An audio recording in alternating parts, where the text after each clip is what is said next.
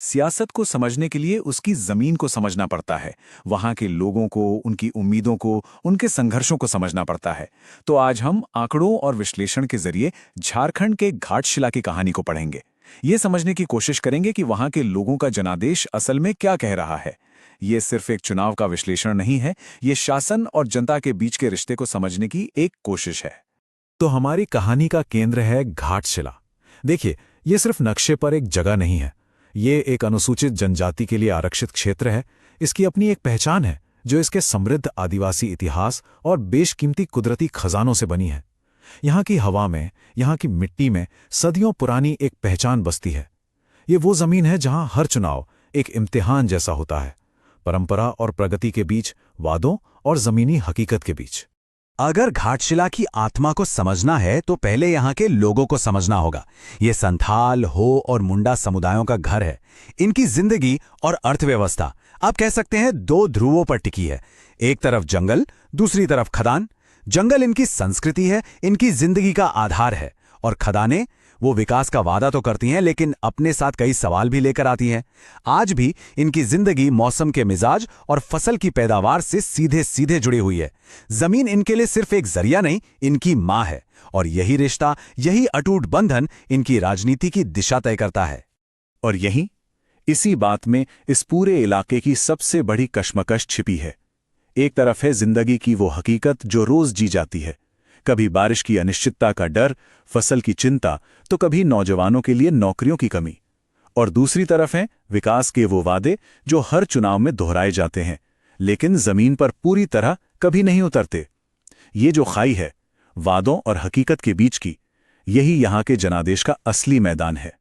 अच्छा, तो इस पूरी जमीनी हकीकत को ध्यान में रखते हुए चलिए अब 2024 के चुनाव के ठोस आंकड़ों पर नजर डालते हैं। क्या ये नंबर हमें वही कहानी बता रहे हैं जिसकी हम बात कर रहे हैं? कहते हैं आंकड़े कभी झूठ नहीं बोलते। देखते हैं घाटशिला के आंकड़े हमें क्या सुनाते हैं। लेकिन आंकड़ों में जाने से पहले एक बुनियादी बात याद रखना बेहद जरूरी है। हर एक वोट एक इंसान की आवाज है, उसकी आशा, उसकी निराशा का प्रतीक है, और एक सोच समझकर एक सूचित विकल्प चुनने का उनका जो अधिकार है, वही हमारे गणतंत्र की नींव है। तो हम इन आंकड़ों को इसी सम्मान के साथ देखेंगे। घाटशिला में कुल मतदाता हैं 2,50,295। ये सिर्फ एक नंबर नहीं है, ये वो सामूहिक शक्ति है जो इस क्षेत्र की राजनीतिक तकदीर लिखने का दम रखती है। हर एक वोटर उस बड़ी कहानी का हिस्सा है जिसे हम आज समझने निकले हैं। अब इस आंकड़े पर जरा गौर कीजिए, 76.30%। ये बहुत ऊंचा मतदान है, राष्ट्रीय औसत से कहीं ज्यादा। ये क्या बताता है? ये बताता है कि घाटशिला के लोग चुप नहीं बैठे हैं। वो अपने भविष्य को लेकर जागरूक हैं, सक्रिय हैं, और वो अपनी आवाज व्यवस्था तक पहुंचाना चाहते हैं। इतना ज्यादा मतदान लोकतंत्र में गहरे विश्वास का भी प्रतीक है, और हां, व्यवस्था से बड़ी उम्मीदों का भी। तो इस जबरदस्त भागीदारी का नतीजा क्या निकला? 2024 के नतीजों में वोट शेयर का बंटवारा बिल्कुल साफ है। जेएमएम गठबंधन को मिले 51.5% वोट, बीजेपी को 39.75% और बाकियों को 8.75%। मतलब संदेश बहुत स्पष्ट है। और जीत का अंतर इस संदेश को और भी पुख्ता कर देता है। 22,446 वोट। चुनावी राजनीति में ये एक बहुत ही निर्णायक, एक डिसिसिव मार्जिन माना जाता है। यहां किसी भी तरह के कंफ्यूजन की कोई गुंजाइश नहीं छोड़ी गई। लोगों ने अपनी पसंद बिल्कुल साफ तौर पर जाहिर कर दी है। लेकिन ये आंकड़े हमें सिर्फ ये बताते हैं कि क्या हुआ, ये नहीं कि क्यों हुआ। इस क्यों का जवाब जानने के लिए हमें थोड़ा पीछे जाना होगा, घाटशिला के चुनावी इतिहास की गहराइयों में। तो चलिए थोड़ा वक्त में पीछे चलते हैं और पैटर्न को समझते हैं। इस टाइमलाइन को देखिए। 2005 कांग्रेस आराम से जीत गई। 2009 में जेएमएम की जीत हुई, पर बहुत ही मामूली अंतर से। फिर आई 2014 की राष्ट्रीय लहर और बीजेपी ने ये सीट पलट दी। 2019 में जेएमएम ने वापसी की और 2024 में जेएमएम गठबंधन ने अपनी जीत के अंतर को और भी बढ़ा लिया। तो आप देख सकते हैं, ये सीट किसी एक की नहीं रही, ये बदलती रही है, जो यहाँ के वोटरों की समझदारी को दिखाता है। तो इस पूरे ऐतिहासिक सफर से हम 3 बड़ी बातें सीखते हैं। पहली और सबसे अहम, घाटशिला किसी भी पार्टी की फिक्स्ड डिपॉजिट सीट नहीं है। यहां के वोटर किसी को भी हल्के में नहीं लेते। दूसरी बात, आदिवासी पहचान यानी जल, जंगल और जमीन से जुड़े मुद्दे ये यहाँ के वोट का मुख्य आधार हैं। जो पार्टी इन मुद्दों को समझती है, जनता उसके साथ खड़ी होती है। और तीसरी, लगातार बढ़ता हुआ मतदान, ये एक ज्यादा जागरूक वोटर की निशानी है। और इसीलिए हर चुनाव असल में जमीनी स्तर पर सरकार के कामकाज का एक ऑडिट बन जाता है। ये नागरिकों का अपनी चुनी हुई सरकार को दिया गया एक परफॉर्मेंस रिव्यू है। ये सिर्फ वोट नहीं, बल्कि काम पर, वादों पर और भविष्य की उम्मीदों पर दिया गया एक फैसला है। तो इस ऑडिट में, इस परफॉर्मेंस रिव्यू में घाटशिला के लोगों की सबसे बड़ी शिकायतें क्या हैं, ये हीट मैप हमें वही दिखाता है। सबसे ऊपर हाई कैटेगरी में है भूमि अधिकार और खेती का संकट। ठीक उसके साथ है युवाओं की बेरोजगारी का बड़ा मुद्दा। फिर मीडियम कैटेगरी में आती हैं कल्याणकारी योजनाओं के वितरण में कमियां और पानी, सड़क जैसे बुनियादी ढांचे की समस्याएं। ये कोई राजनीतिक लिस्ट नहीं, ये लोगों की रोजमर्रा की जिंदगी की हकीकतें हैं। तो जब जनादेश इतना साफ हो और लोगों के मुद्दे भी इतने साफ हों, तो सवाल ये उठता है कि अब आगे क्या? इस जनादेश को असरदार शासन में कैसे बदला जाए? इसके लिए सिर्फ अच्छे इरादे काफी नहीं होते, एक व्यवस्थित ढांचे की जरूरत होती है।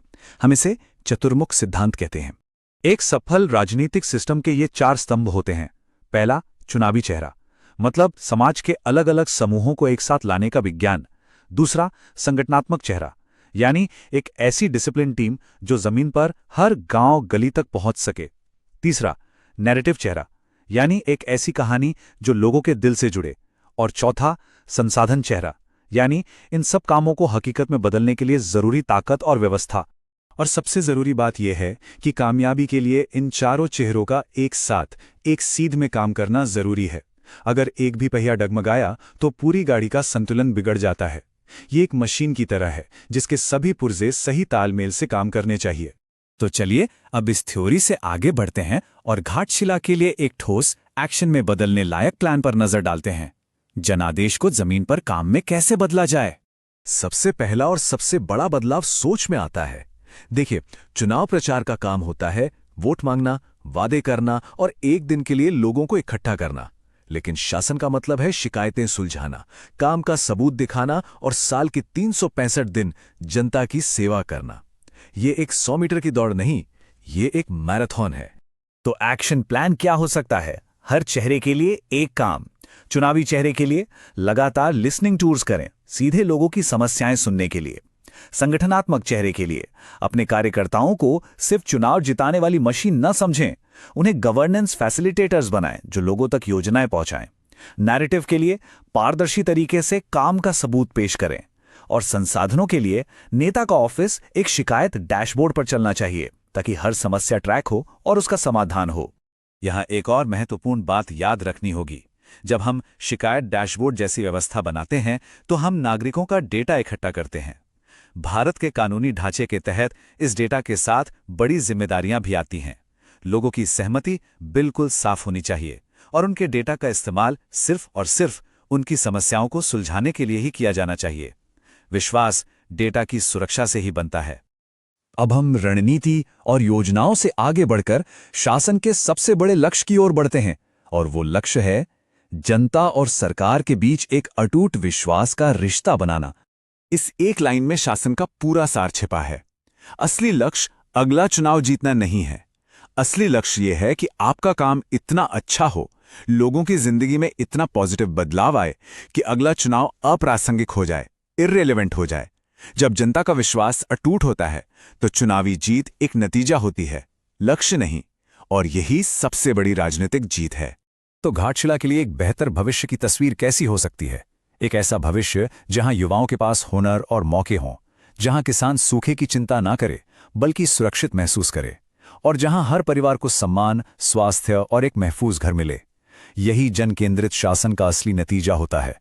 विश्वास सिर्फ बातों से नहीं, इस तरह के ठोस काम से बनता है। और ये याद रखना जरूरी है कि ये विश्वास बनाना जितना मुश्किल है, इसे बनाए रखना उससे भी ज्यादा। यदि आप एक जन केंद्रित नेता बनना चाहते हैं और अपने निर्वाचन क्षेत्र का उत्थान करना चाहते हैं तो blueprintstrategies.ai से mg@blueprintstrategies.ai पर संपर्क करें या 08042041602 पर कॉल करें। राजनीति से परे एक उद्देश्य।